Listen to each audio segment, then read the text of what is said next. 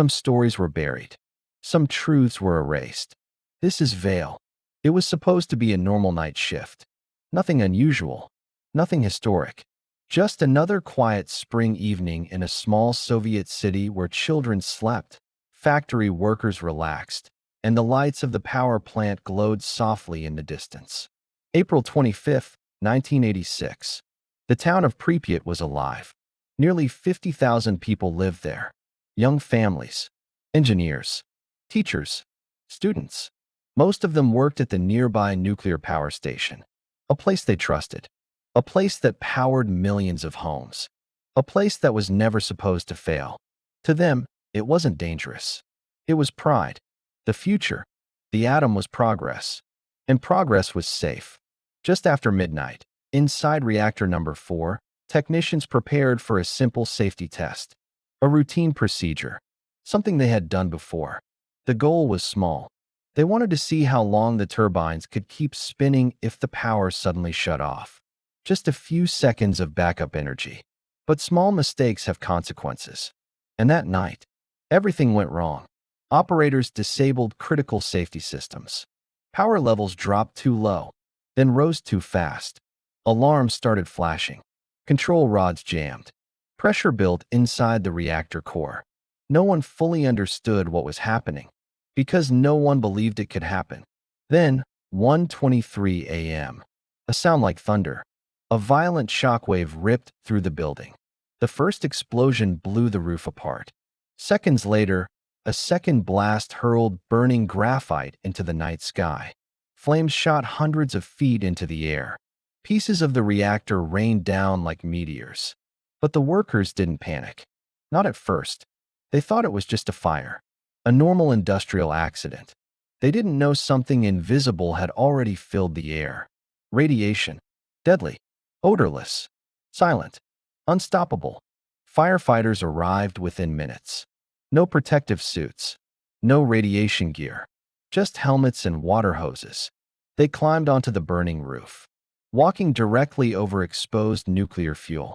Some picked up glowing fragments with their bare hands, not realizing they were touching pieces of the reactor core itself. Their skin began to burn. Metallic taste filled their mouths. Headaches, dizziness, vomiting. But they kept working, because they thought they were saving a building. They didn't know they were sacrificing themselves. By sunrise, the fire was mostly out. Smoke drifted quietly above the plant.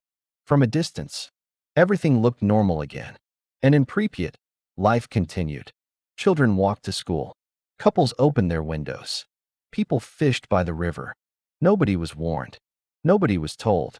But radiation levels were already thousands of times higher than safe limits.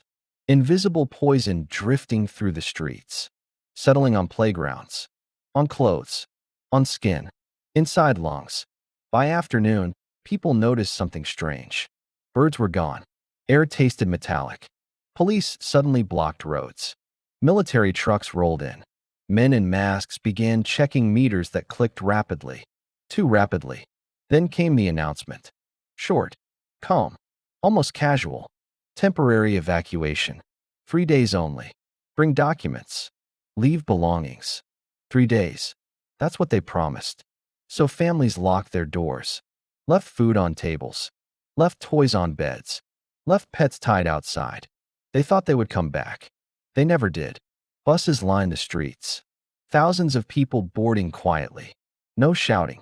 No chaos. Just confusion. From the windows, they watched their city disappear behind them. None of them knew.